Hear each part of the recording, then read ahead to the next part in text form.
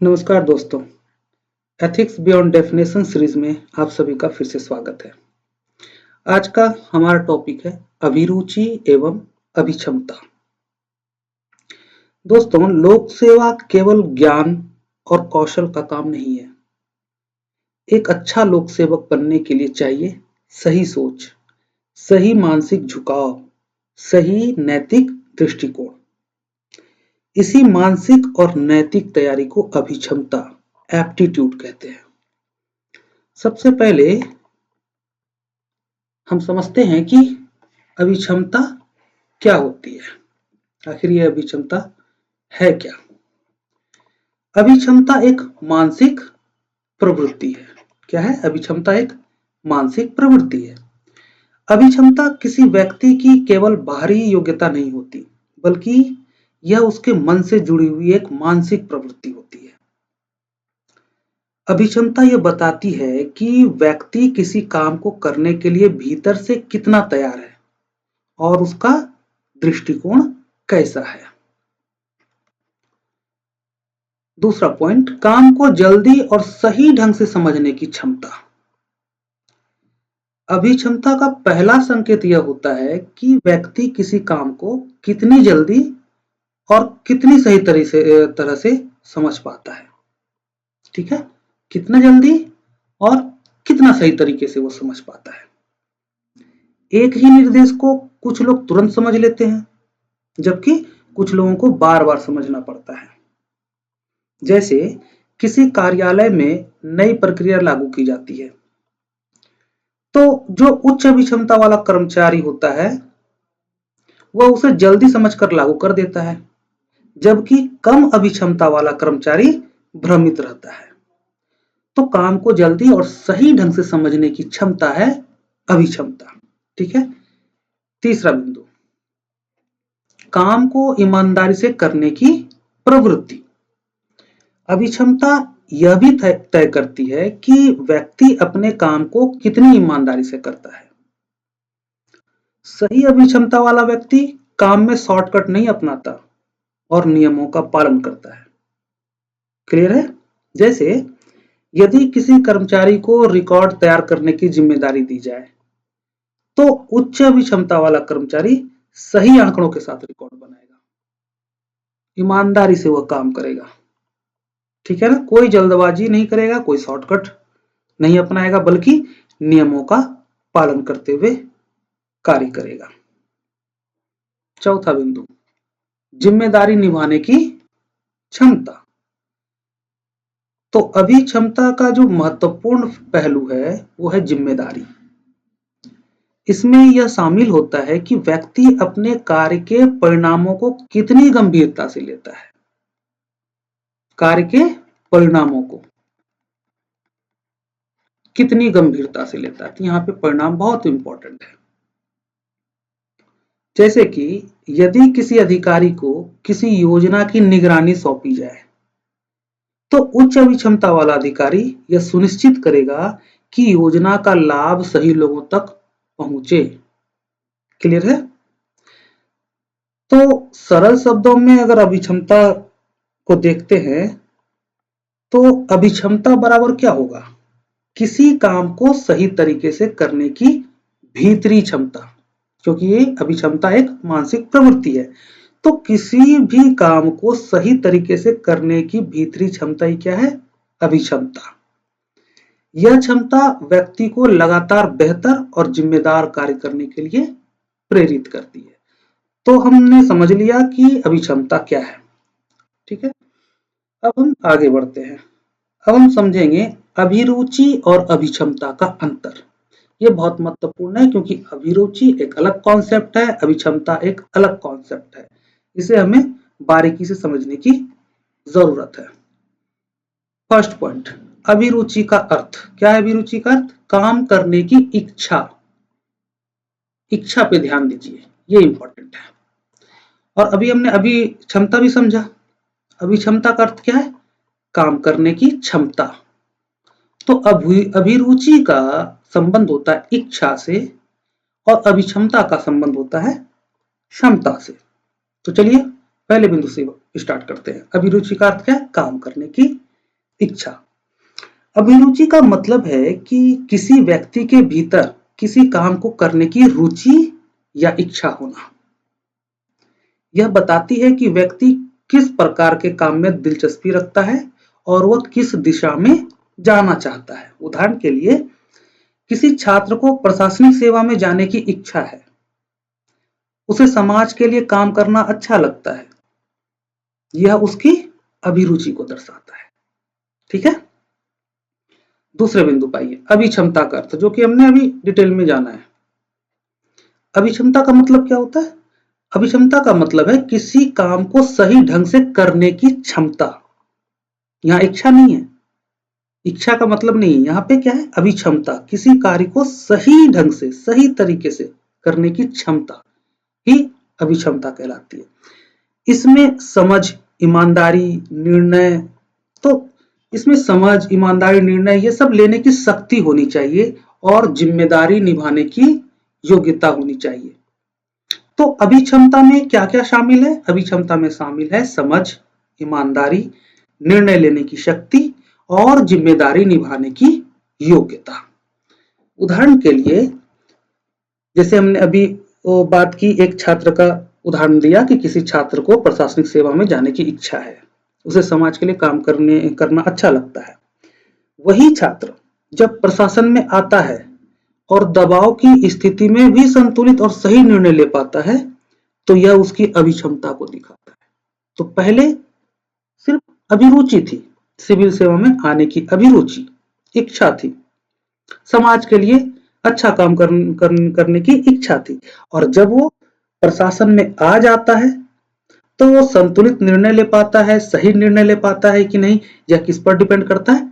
उसकी क्षमता पर, मतलब अभिक्षमता पर। क्लियर हो गया? अब आइए तीसरे बिंदु पर।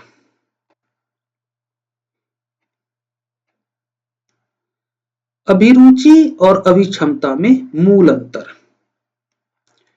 अभिरुचि करना चाहता है, मतलब इच्छा को दर्शाती है, जबकि अभिक्षमता कर सकता है, मतलब क्षमता को दर्शाती है। ठीक है। केवल इच्छा होना ही पर्याप्त नहीं है और केवल क्षमता होना भी अधूरा है। दोनों मिलकर ही अच्छे कार्य का आधार बनते हैं। अभिरुचि भी होनी चाहिए और अभिक्षमता भी होनी चाहिए। क्लियर हो गया? तो मूल अंतर यही है कि अभिरुचि मतलब कि करना चाहता है, इच्छा, और अभिक्षमता मतलब कि कर सकता है, उसकी क्षमता। चौथे बिंदु पर आइए, केवल अभिरुचि होने की सीमा। कि केवल अभिरुचि है, इच्छा है, तो उसकी सीमा को हम जानेंगे। काम को सही तरीके से नहीं कर पाएगा। क्या कह रहा है? काम को सही तरीके से नहीं कर पाएगा। कब? जबकि केवल अभिरुचि है। तो अभिरुचि की यही सीमा होती है कि इच्छा तो है लेकिन वो काम को सही तरीके से नहीं कर पाएगा। यदि किसी व्यक्ति में अभिरुचि है लेकिन अभिक्षमता नहीं है, तो वह काम को सही तरीके से नहीं कर पाएगा। उदाहरण से समझिए, किसी अधिकारी को जनता से मिलने में रुचि है लेकिन वह फाइल पढ़ने और निर्णय लेने में कमजोर है, तो उसका काम प्रभावी नहीं होगा, है ना, क्योंकि उसमें अभिक्षमता नहीं है। रुचि है जनता से मिलने के लिए, लेकिन फाइल पढ़ने और निर्णय लेने में वो कमजोर है, मतलब उसकी अभिक्षमता कमजोर है, तो उसका काम प्रभावी नहीं होगा। अब हम देखते हैं कि केवल अभिक्षमता होने की सीमा क्या है। काम को केवल औपचारिकता की तरह करेगा, क्योंकि इच्छा तो है नहीं, अभिरुचि नहीं है, तो काम को वो केवल औपचारिकता की तरह करेगा। तो यदि किसी व्यक्ति में अभिक्षमता तो है लेकिन अभिरुचि नहीं है, तो वह काम को केवल औपचारिकता की तरह करेगा। ठीक है। जैसे किसी अधिकारी में निर्णय लेने की क्षमता है लेकिन जनसेवा में रुचि नहीं है, तो वह संवेदनशील प्रशासन नहीं दे पाएगा। तो दोनों की अपनी अपनी सीमा है, इसलिए प्रशासन में अभिरुचि और अभिक्षमता दोनों का साथ कार्य करना महत्वपूर्ण हो जाता है। ठीक है। तो लोक सेवा में काम केवल नौकरी नहीं होता, बल्कि जिम्मेदारी होती है। इसके लिए अभिरुचि और अभिक्षमता दोनों का साथ होना आवश्यक है। एक अच्छा लोक सेवक वही होता है जो जनता की सेवा करना भी जानता हो और कठिन परिस्थितियों में सही निर्णय लेने में सक्षम भी हो। तो इस प्रकार अभिरुचि दिशा देती है और अभिक्षमता मंजिल तक पहुंचाती है। क्योंकि सबसे पहला तो इच्छा होनी चाहिए, आपकी अभिरुचि होनी चाहिए, तो अभिरुचि दिशा देती है। फिर आप में क्षमता भी होनी चाहिए, क्योंकि क्षमता नहीं है तो आप अपने गोल को प्राप्त नहीं कर सकते, तो अभिक्षमता मंजिल तक पहुंचाती है। लोक सेवा में सफलता के लिए दोनों का संतुलन अत्यंत आवश्यक है। तो अभिरुचि और अभिक्षमता का अंतर जो हमने साफ कर लिया। अब हम समझेंगे कि लोक सेवा में अभिक्षमता क्यों जरूरी है। तो पहला बिंदु देखिए कि लोक सेवा में अभिक्षमता क्यों जरूरी है। क्योंकि लोक सेवा केवल नियम पालन नहीं है। लोक सेवा में अधिकारी का काम केवल नियमों को लागू करना नहीं होता, उसे रोज ऐसे मामलों से सामना करना पड़ता है जहां नियम स्पष्ट होते हुए भी परिस्थिति जटिल होती है। यहां निर्णय केवल किताब देखकर, नियम पुस्तिका देखकर नहीं ली जा सकती, बल्कि समझ और संतुलन की आवश्यकता होती है। तो लोक सेवा केवल नियम पालन नहीं है, इसलिए लोक सेवा में अभिक्षमता की जरूरत होती है। नेक्स्ट पॉइंट, नियम और नैतिकता का टकराव। तो अक्सर प्रशासनिक निर्णयों में नियम और नैतिकता दोनों आमने सामने खड़े हो जाते हैं। ऐसे समय में अधिकारी को यह तय करना होता है कि नियम का पालन कैसे किया जाए ताकि मानवीय पक्ष की अनदेखी ना हो। उदाहरण के लिए, किसी गरीब परिवार के पास आवश्यक दस्तावेज नहीं है, इसलिए वह योजना के लाभ से वंचित हो रह जाता है। नियम कहता है लाभ नहीं देना है, लेकिन नैतिकता कहती है कि मदद करना चाहिए। ऐसे निर्णय में अभिक्षमता निर्णायक भूमिका निभाती है। कब? जब नियम और नैतिकता में टकराव की स्थिति बनती है। तीसरा पॉइंट, लगातार दबाव की स्थिति। लोक सेवा में अधिकारी पर राजनीतिक, सामाजिक और मीडिया का दबाव लगातार बना ही रहता है। हर पक्ष अपने हित में निर्णय चाहता है। राजनीतिक अपने हित में, समाज अपने हित में, मीडिया अपने हित में। तो ऐसे माहौल में भावनाओं या डर में आकर निर्णय लेना आसान होता है, लेकिन सही नहीं होता। तो दबाव की स्थिति में भावना में आकर के आप निर्णय ले लेंगे, आसान है। डर से आप निर्णय ले लेंगे, आसान है, लेकिन फिर वह निर्णय समाज की दृष्टि से सही नहीं होता, प्रशासन की दृष्टि से कमजोर होता है। उदाहरण के लिए, अतिक्रमण हटाने की कार्रवाई में स्थानीय दबाव और विरोध के बावजूद निष्पक्ष निर्णय लेना अभिक्षमता का एक बहुत ही महत्वपूर्ण उदाहरण है। ठीक है। फोर्थ पॉइंट, कठिन फैसले लेने पड़ते हैं। लोक सेवा में कठिन फैसले लेने पड़ते हैं, इसलिए अभिक्षमता जरूरी है। तो लोक सेवा में बहुत कम निर्णय ऐसे होते हैं जिनमें कोई नुकसान ना हो। लगभग हर एक निर्णय में कुछ ना कुछ नुकसान तो होता है। तो अधिकतर निर्णयों में किसी ना किसी को तो असंतोष होता ही है, इसलिए अधिकारी को कठिन फैसले लेने पड़ते हैं। और ऐसे समय में क्या काम आता है? अभिक्षमता। जैसे आपदा के समय सीमित संसाधनों में यह तय करना कि पहले किसे सहायता दी जाए, यह कोई आसान निर्णय नहीं होता। कोविड में हमने देखा कि पहले किसको वैक्सीन दी जाए। ठीक है। और क्यों जरूरी है लोक सेवा में अभिक्षमता?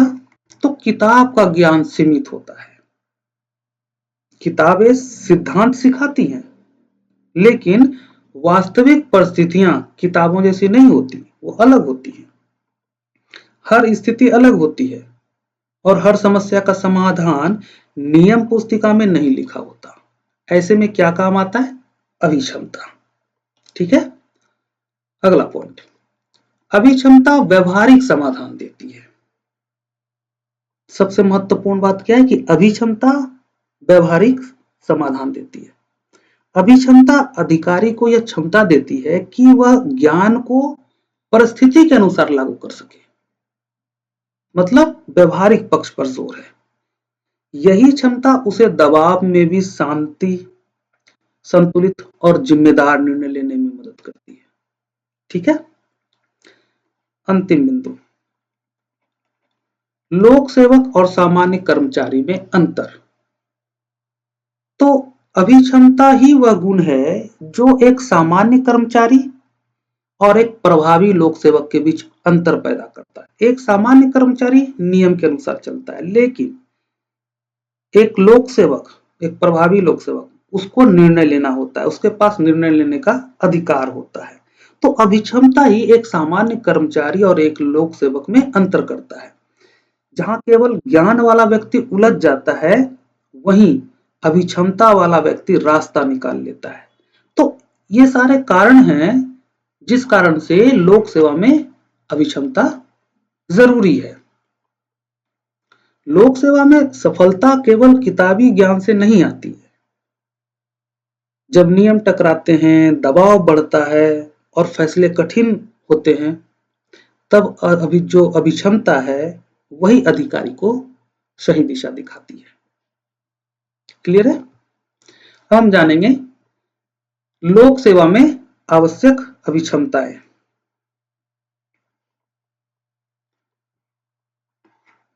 फर्स्ट पॉइंट देखिए, मूल्य आधारित निर्णय लेने की क्षमता। लोक सेवा में अधिकारी के सामने रोज ऐसे निर्णय आते हैं जहां केवल यह देखना पर्याप्त नहीं होता कि फैसला कानूनी है या नहीं, बल्कि यह भी देखना होता है कि वह न्यायपूर्ण, संवेदनशील और मानवीय है या नहीं, है ना। केवल यह नहीं देखना है कि फैसला जो है वो कानूनी है या नहीं, यह देखना जरूरी है कि वह फैसला न्यायपूर्ण है या नहीं, संवेदनशील है या नहीं, मानवीय है या नहीं। अभिक्षमता अधिकारी को यह समझ देती है कि नियमों को लागू करते समय उनके सामाजिक प्रभाव क्या होंगे, इसकी भी जांच कर पाए। उदाहरण के लिए, राजनीतिक दबाव के बावजूद यदि कोई अधिकारी फर्जी राशन कार्ड घोटाले में निष्पक्ष कार्रवाई करता है, तो यह उसकी मूल्य आधारित अभिक्षमता को दर्शाता है। यह निर्णय केवल कानून का पालन नहीं है, बल्कि जनहित की रक्षा भी करता है। ठीक है। तो मूल्य आधारित निर्णय लेने की क्षमता। दूसरे बिंदु पर आइए, सेवा की भावना और जनहित के प्रति झुकाव। एक लोक सेवक तभी प्रभावी बनता है जब वह खुद को शासक नहीं बल्कि जनता का सेवक मानता है, मतलब सेवा की भावना। अभिक्षमता अधिकारी के दृष्टिकोण को आदेश देने से हटाकर समस्या सुलझाने की दिशा में ले जाता है। ये नहीं कि आप अधिकारी हैं तो सिर्फ आदेश का आदेश पारित करते जाए। तो अभिक्षमता में नींव है सेवा की भावना और जनहित के प्रति झुकाव। जैसे यदि कोई अधिकारी ग्रामीण इलाकों में जाकर स्वास्थ्य सेवाओं की वास्तविक स्थिति देखता है और मौके पर सुधार के कदम उठाता है, तो यह सेवा भावना और जनहित के प्रति उसके झुकाव का एक उदाहरण है, एक प्रमाण है। तीसरे बिंदु पर आइए, सुनने और समझने की क्षमता। अच्छा प्रशासन केवल बोलने से नहीं चलता है, बल्कि ध्यान से सुनने से चलता है।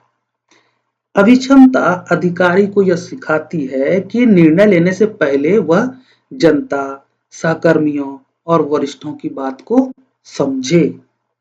जैसे किसी नई योजना को लागू करने से पहले ग्राम सभा में चर्चा करना, लोगों की आशंकाएं सुनना और सुझावों को शामिल करना। यह सुनने और समझने की अभिक्षमता का व्यवहारिक रूप है। ठीक है। नेक्स्ट पॉइंट, इनोवेशन, नवाचार की प्रवृत्ति। हर समस्या का समाधान पुराने तरीकों से नहीं निकलता। अभिक्षमता जो है अधिकारी को नई सोच, नई तकनीक और रचनात्मक समाधान अपनाने की प्रेरणा देता है, मतलब नवाचार की प्रवृत्ति। फॉर एग्जाम्पल, आपदा प्रबंधन में ड्रोन, मोबाइल ऐप या रियल टाइम डेटा का उपयोग करके राहत कार्यों को तेज और प्रभावी बनाना नवाचार की अभिक्षमता को दर्शाता है। नेक्स्ट पॉइंट, नैतिक साहस, मोरल करेज, बहुत ही इंपॉर्टेंट। समझ लीजिए कि अभिक्षमता का ये निष्कर्ष है। नैतिक साहस का अर्थ क्या है? नैतिक साहस का अर्थ है कठिन समय में दबाव, डर और व्यक्तिगत नुकसान की आशंका के बावजूद सही निर्णय लेना। ठीक है, यह अभिक्षमता का सबसे महत्वपूर्ण और कठिन पक्ष है, नैतिक साहस। उदाहरण के लिए, जब कोई अधिकारी भ्रष्टाचार के दबाव को ठुकराकर ईमानदारी का रास्ता चुनता है, भले ही उसका तबादला या नुकसान हो, तो यह उसके नैतिक साहस का स्पष्ट उदाहरण होता है। वो भ्रष्टाचार का भी दबाव उस पर होता है, अन्य प्रकार के दबाव होते हैं, बावजूद उसके वह ईमानदारी का रास्ता चुनता है। तो ये मोरल करेज कहां से आ रहा है? ये मोरल करेज आ रहा है अभिक्षमता से। ठीक है ना? तो इस प्रकार लोक सेवा में अभिक्षमता केवल एक गुण नहीं है, बल्कि कई क्षमताओं का समन्वय है। मूल्य आधारित निर्णय, सेवा भावना, सुनने की क्षमता, नवाचार और नैतिक साहस, इन सब के बिना प्रशासन प्रभावी और विश्वसनीय नहीं बन सकता है। क्लियर हो गया? अब हम जानेंगे अभिक्षमता के प्रकार, टाइप्स ऑफ एप्टीट्यूड। पहला, तार्किक अभिक्षमता, लॉजिकल एप्टीट्यूड। तार्किक अभिक्षमता का अर्थ है किसी भी समस्या को शांत दिमाग से समझना, उसके कारणों का विश्लेषण करना और तर्क के आधार पर समाधान निकालना। यह अभिक्षमता भावनाओं में बहकर निर्णय लेने से क्या करती है? बचाती है। उदाहरण के लिए, यदि किसी योजना का लाभ सही लोगों तक नहीं पहुंच रहा है, तो तार्किक अभिक्षमता वाला अधिकारी यह जांच करेगा कि समस्या नियमों में है, क्रियान्वयन में है या निगरानी में है। समझ गए तार्किक अभिक्षमता? अब आते हैं हम संख्यात्मक अभिक्षमता, न्यूमेरिकल एप्टीट्यूड। संख्यात्मक अभिक्षमता आंकड़ों को समझने, उनकी तुलना करने और सही निष्कर्ष निकालने की क्षमता है। क्या है? आंकड़ों को समझने की क्षमता है, उनकी तुलना करने की क्षमता है और सही निष्कर्ष निकालने की क्षमता है। प्रशासन में बजट, लक्ष्य और परिणाम सब कुछ किस पर आधारित होता है? आंकड़ों पर आधारित होता है। तो यहां पर संख्यात्मक अभिक्षमता काम करती है। उदाहरण के लिए, यदि किसी जिले में टीकाकरण प्रतिशत कम है, तो संख्यात्मक अभिक्षमता वाला अधिकारी आंकड़ों का विश्लेषण कर यह समझेगा कि किस क्षेत्र में कमी है और क्यों। ठीक है? अब देखिए भाषाई अभिक्षमता, लैंग्वेज एप्टीट्यूड। भाषाई अभिक्षमता का अर्थ है साफ, सरल और प्रभावी संवाद करना। यह अभिक्षमता अधिकारी को जनता, मीडिया और अधीनस्थों से सही तरीके से बात करने में मदद करती है।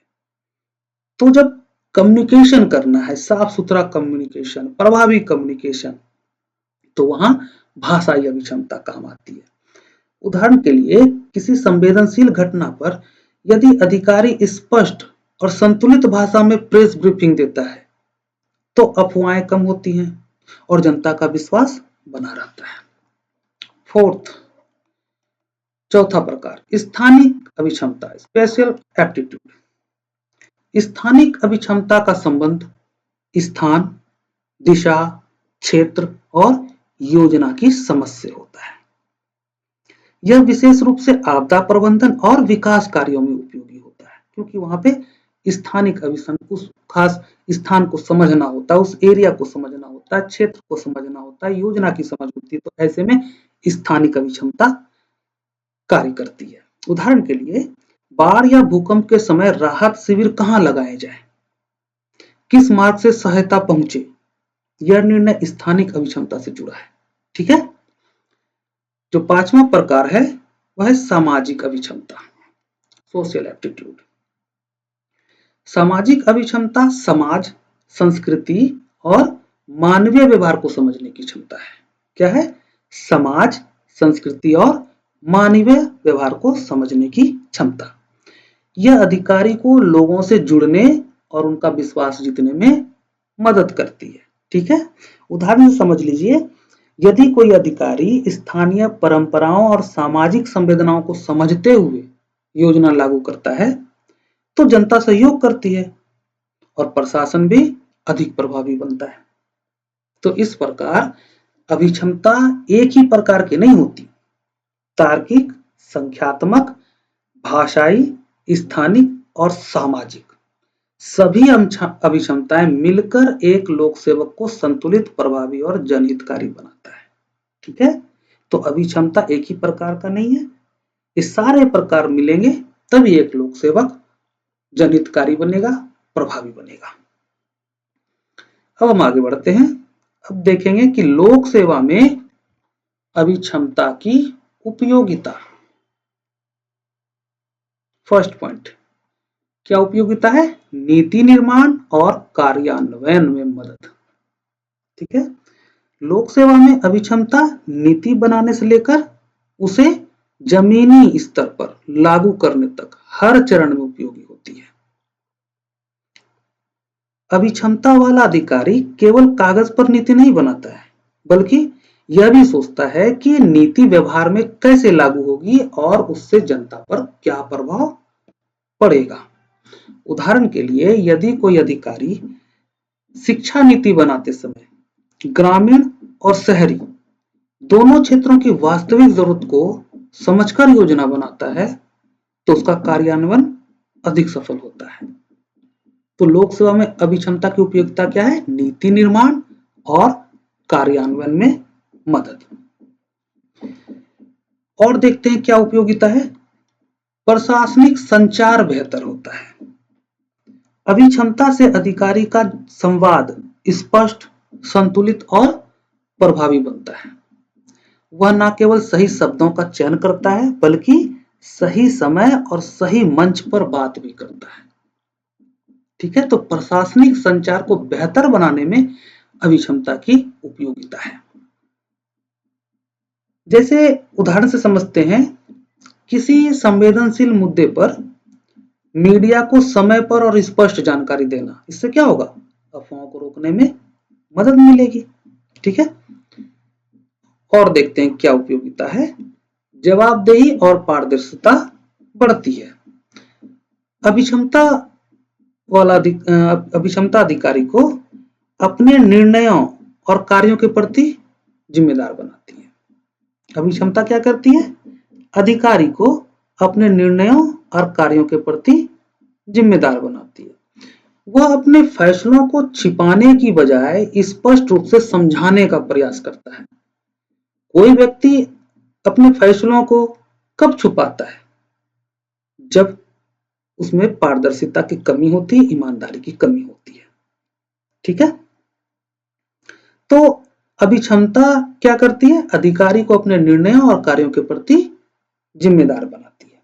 जैसे यदि किसी योजना में देरी हो रही है तो अभिक्षमता वाला अधिकारी उसके कारण जनता को बताता है और सुधार की दिशा भी स्पष्ट करता है। क्लियर। और देखते हैं अभिक्षमता की उपयोगिता। आपदा और योजना प्रबंधन प्रभावी बनता है। क्या होता है? आपदा और योजना प्रबंधन प्रभावी बनता है। आपदा या बड़े स्तर की योजनाओं में त्वरित निर्णय और समन्वय की आवश्यकता होती है। अभिक्षमता अधिकारी को सीमित संसाधनों में भी सही प्राथमिकताएं तय करने में मदद करती है। आपदा के समय जो संसाधन होते हैं वो सीमित होते हैं, ऐसे में निर्णय लेना कठिन होता है। और तब कौन मदद करता है? अभिक्षमता। उदाहरण के लिए, बाढ़ के समय राहत सामग्री के वितरण में क्षेत्रवार प्राथमिकता तय करना अभिक्षमता का व्यवहारिक उपयोग है। अंतिम बिंदु पे आइए, देखते हैं हम और क्या उपयोगिता है। सामाजिक समस्याओं को समझने की क्षमता आती है। अभिक्षमता अधिकारी को समाज की जटिल समस्याओं को केवल सतही रूप से नहीं बल्कि गहराई से समझने में मदद करती है। इससे समाधान अधिक व्यवहारिक और मानवीय बनते हैं, क्योंकि जब किसी समस्या को गहराई से समझा जाएगा तो उसका समाधान भी और अधिक व्यवहारिक होगा और मानवीय होगा। जैसे यदि कोई अधिकारी बेरोजगारी की समस्या को केवल आंकड़ों तक सीमित न रखकर युवाओं से संवाद करता है तो वह बेहतर समाधान खोज पाता है। तो इस प्रकार लोक सेवा में अभिक्षमता प्रशासन को केवल कुशल नहीं बल्कि संवेदनशील, पारदर्शी और जनहितकारी बनाता है। यही कारण है कि एक सफल लोक सेवक के लिए अभिक्षमता अत्यंत आवश्यक गुण है। ठीक है, आगे बढ़ते हैं। अब हम जानेंगे अभिक्षमता और कौशल में अंतर। अभिक्षमता और कौशल में अंतर। पहले समझ लेते हैं अभिक्षमता का स्वरूप। अभिक्षमता व्यक्ति की मानसिक और नैतिक प्रवृत्ति है, जो हमने पहले भी देखा। यह भीतर से विकसित होती है। कौन? अभिक्षमता भीतर से विकसित होती है और व्यक्ति के सोचने, निर्णय लेने और व्यवहार करने की दिशा तय करती है। अभिक्षमता अचानक नहीं बदलती बल्कि यह लंबे समय तक बनी रहती है। उदाहरण के लिए ईमानदारी, संवेदनशीलता और न्यायप्रियता, ये ऐसे गुण हैं जो व्यक्ति के चरित्र का हिस्सा बन जाते हैं और हर परिस्थिति में उसके निर्णय को प्रभावित करते हैं। ठीक है, अब हम समझेंगे कौशल का स्वरूप क्या होता है। कौशल का स्वरूप, कौशल किसी व्यक्ति की सीखी हुई तकनीक या क्षमता होती है। कौशल क्या होती है? किसी व्यक्ति की सीखी हुई तकनीक या क्षमता। यह प्रशिक्षण और अभ्यास से विकसित होती है और समय के साथ बेहतर भी की जा सकती है।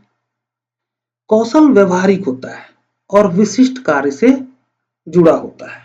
ठीक है, उदाहरण के लिए रिपोर्ट लिखना, कंप्यूटर चलाना या फिर एक्सेल में डेटा तैयार करना, ये सभी कौशल हैं जो अभ्यास से सीखे जा सकते हैं। ठीक है, तो हम समझ गए अभिक्षमता का स्वरूप और हमने समझा कौशल का स्वरूप। अब देखते हैं अभिक्षमता और कौशल में मूल अंतर क्या, क्यों और कैसे। अभिक्षमता यह तय करती है कि व्यक्ति क्या और क्यों करेगा। अभिक्षमता क्या तय करती है कि व्यक्ति क्या करेगा और क्यों करेगा, जबकि कौशल यह बताता है कि वह उस काम को कैसे करेगा। समझ गए? यही है मूल अंतर। अभिक्षमता क्या बताती है कि कोई व्यक्ति किस काम को करेगा, क्या करेगा और क्यों करेगा। कौशल क्या बताता है? कैसे करेगा। बिना अभिक्षमता के कौशल गलत दिशा में भी उपयोग हो सकता है। ठीक है, अब हम नेक्स्ट पॉइंट देखते हैं कि कौशल सिखाया जा सकता है। ठीक है, कौशल सिखाया जा सकता है। कौशल को प्रशिक्षण, कार्यशालाओं और अभ्यास के माध्यम से आसानी से सिखाया जा सकता है। समय के साथ व्यक्ति अपने कौशल को बेहतर बना सकता है और नई तकनीकें भी सीख सकता है। तो कौशल सिखाई जा सकती है। अभिक्षमता, नेक्स्ट पॉइंट, अभिक्षमता दिशा देती है। अभिक्षमता व्यक्ति को यह दिशा देती है कि वह अपने कौशल का उपयोग सही उद्देश्य और सही तरीके से करे। यही कारण है कि लोक सेवा में अभिक्षमता को कौशल से अधिक महत्व दिया गया है, क्योंकि कौशल तो किसी कार्य को कैसे किया जाए यह उसकी क्षमता, ये एक तकनीक है, लेकिन किस दिशा में की जाए यह कौन बताता है? यह अभिक्षमता बताता है। ठीक है, अंतिम बिंदु, लोक सेवा में व्यवहारिक महत्व। यदि किसी अधिकारी के पास रिपोर्ट लिखने का उत्कृष्ट कौशल है लेकिन ईमानदारी की अभिक्षमता नहीं है, तो वह कौशल का दुरुपयोग भी कर सकता है और करता ही है। वहीं यदि अभिक्षमता मजबूत है तो कौशल सीखकर प्रभावी प्रशासन दिया जा सकता है। इसलिए दोस्तों, कौशल सिखाया जा सकता है, लेकिन अभिक्षमता दिशा तय करती है। लोक सेवा में दोनों जरूरी है, परंतु अभिक्षमता के बिना कौशल अधूरा है। ठीक है, आगे बढ़ते हैं। अब हम जानेंगे कि क्या अभिक्षमता विकसित की जा सकती है। तो हमने पीछे ही देखा, तो हम देखते हैं इसको साफ साफ स्पष्ट रूप से कि क्या अभिक्षमता विकसित की जा सकती है। पहला बिंदु है, अभिक्षमता विकसित की जा सकती है।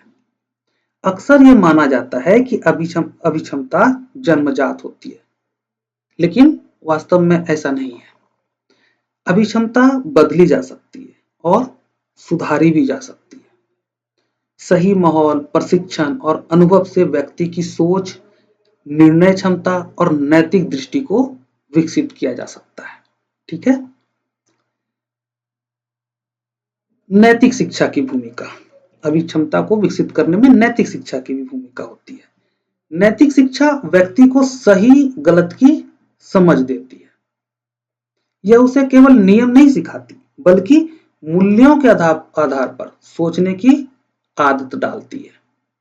उदाहरण के लिए, प्रशासनिक प्रशिक्षण में ईमानदारी, निष्पक्षता और जनहित से जुड़े विषयों पर चर्चा से अभिक्षमता मजबूत होती है। जब आप ट्रेनिंग में जाओगे तो आपकी अभिक्षमता को मजबूत किया जाएगा। तीसरा, केस स्टडी के माध्यम से सीखी जा सकती है, अभिक्षमता को विकसित की जा सकती है। केस स्टडी वास्तविक परिस्थितियों को समझने का अवसर देती है। इनके माध्यम से व्यक्ति सीखता है कि कठिन परिस्थितियों में निर्णय कैसे लिया जाए। ठीक है, तो केस स्टडी के माध्यम से भी अभिक्षमता विकसित होती है। उदाहरण के लिए, किसी भ्रष्टाचार या आपदा प्रबंधन से जुड़ी केस स्टडी पर चर्चा करने से निर्णय लेने की क्षमता विकसित होती है। ठीक है, चौथा, फील्ड अनुभव का महत्व भी है। अभिक्षमता विकसित करने में फील्ड अनुभव का भी महत्व है। फील्ड अनुभव व्यक्ति को किताबों से बाहर निकालकर वास्तविक जीवन से जोड़ता है। जब व्यक्ति जमीनी हकीकत देखता है तो उसकी संवेदनशीलता और जिम्मेदारी बढ़ती है। जैसे ग्रामीण क्षेत्र में काम करने से अधिकारी गरीबों की समस्या को बेहतर समझ पाता है। तो फील्ड अनुभव का बहुत ही महत्व है अभिक्षमता को विकसित करने में। और क्या है, वरिष्ठों का मार्गदर्शन। अनुभवी और ईमानदार वरिष्ठों से मिला मार्गदर्शन अभिक्षमता के विकास में महत्वपूर्ण भूमिका निभाता है। उनके अनुभव और व्यवहार से सीख मिलती है। ठीक है, जैसे यदि कोई वरिष्ठ अधिकारी दबाव में भी सही निर्णय लेता है तो जो सबऑर्डिनेट होते हैं, अधीनस्थ होते हैं, उससे प्रेरणा लेते हैं। और कैसे विकसित की जा सकती है अभिक्षमता? आत्म मूल्यांकन और फीडबैक से। तो अभिक्षमता के विकास के लिए आत्म मूल्यांकन आवश्यक है। व्यक्ति को अपने निर्णयों और व्यवहार पर नियमित रूप से विचार करना चाहिए। साथ ही दूसरों से मिला फीडबैक जो है वो भी सुधार का रास्ता दिखाता है। ठीक है ना, तो आत्म मूल्यांकन और फीडबैक से भी अभिक्षमता विकसित होती है। जैसे यदि कोई अधिकारी यह समझता है कि वह जनता की बात कम सुनता है तो आत्म मूल्यांकन उसे सुधार की दिशा में प्रेरित करेगा।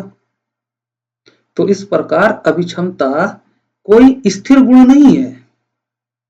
नैतिक शिक्षा, अनुभव, मार्गदर्शन और आत्मचिंतन के माध्यम से इसे लगातार विकसित और मजबूत किया जा सकता है। यही प्रक्रिया एक सामान्य व्यक्ति को संवेदनशील और सक्षम लोक सेवक बनाती है। ठीक है, लोक सेवा में अभिक्षमता केवल काम करने की तकनीकी क्षमता नहीं होती है, बल्कि यह वह मानसिकता होती है जो सेवा को कर्तव्य के रूप में स्वीकार करती है। किस रूप में? सेवा को कर्तव्य के रूप में। कठिन परिस्थितियों में यही अभिक्षमता अधिकारी को सही और संतुलित निर्णय लेने की दिशा दिखाती है। ज्ञान और नैतिकता। ज्ञान और नैतिकता तभी प्रभावी बनते हैं जब उनके पीछे सही सोच और दृष्टि हो। ठीक है ना, तो आज का हमारा लेक्चर यहीं पर समाप्त होता है।